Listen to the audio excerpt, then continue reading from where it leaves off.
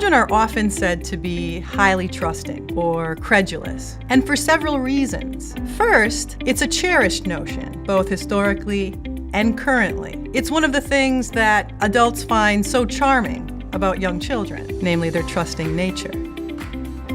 Second, don't children have to be credulous to some degree? After all, children are in the business of acquiring an enormous amount of information about the world. And the people around them, their family, friends, teachers, the surrounding culture, are an important source of that information. So they can't afford to be skeptical about it. In this respect, trust simply makes sense. So developmental scientists are changing people's minds about how credulous children are by studying the different forms that trust can take, the ways in which children reason about other people, who they are, what they say, and what they do. In thinking about varieties of trust, we can distinguish between epistemic trust and interpersonal trust. Epistemic trust treats testimony as a species of evidence. And when treated as a species of evidence, people trust others based on the evidence they have about them. This notion of epistemic trust is borrowed from philosophy.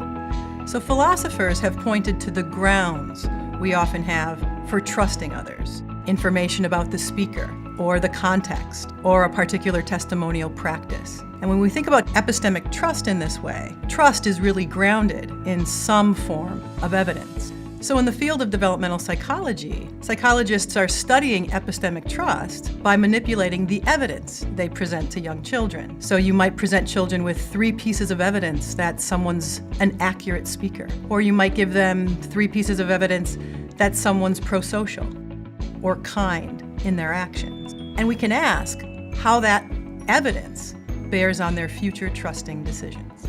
So there's another type of trust that we might call interpersonal trust. Others have called it social trust.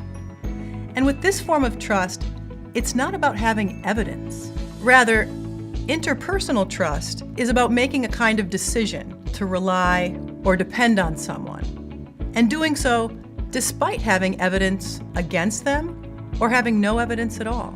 So young children often believe what others tell them, despite their having evidence against it or having evidence against them as a speaker. And when children trust others in this way, we think there's other reasons or other bases of their trust in that source. So when children trust someone, despite having evidence against them, it could be that they're deciding to rely on someone because of other reasons or other ways we have of valuing the people around us.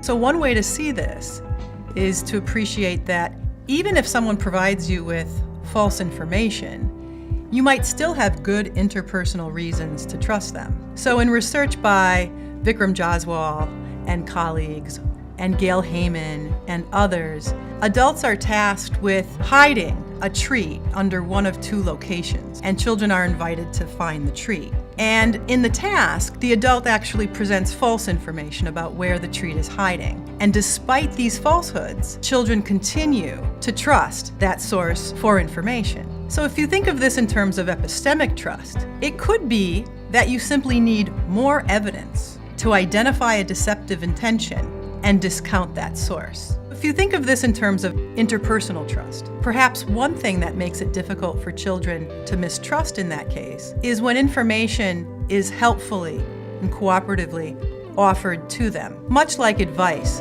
that's offered from one person to another. So the more overtly helpful or cooperative the action, the more difficult it might be to disregard or mistrust that source. So this makes clear the ways in which there are 2 varieties of trust, the epistemic and the interpersonal. Both of these are distinct and unique from each other, but they're both appropriate and rational forms that trust can take. So for developmental psychology, this opens up 3 new and really interesting sets of questions. So first, we can ask, when in development do children begin to evaluate people as sources of information? In infancy? As soon as they begin to rely on others? When they begin to understand a basic set of behaviors? Or when they begin to understand what other people tell them? Second, If children can monitor something like the accuracy of a statement, then we can ask, well, what other kinds of things are they monitoring in other people's speech and behavior? So we can start to ask, what other characteristics matter to children when they're making judgments or decisions about whether to trust another person? And this is where research in developmental psychology draws beautifully on the work of other disciplines. So in social psychology, we know that factors like group membership, authority, and consensus factor in people's decisions. And we can ask whether or not those same factors influence children's reasoning about others. And third, we can ask, in the eyes of an infant or a young child, what information makes someone worth trusting? We can ask, what makes someone a rational agent? What makes someone a reliable agent? What makes someone a morally good agent? And to investigate all of these questions, it makes sense to keep in mind this distinction between epistemic trust and the interpersonal.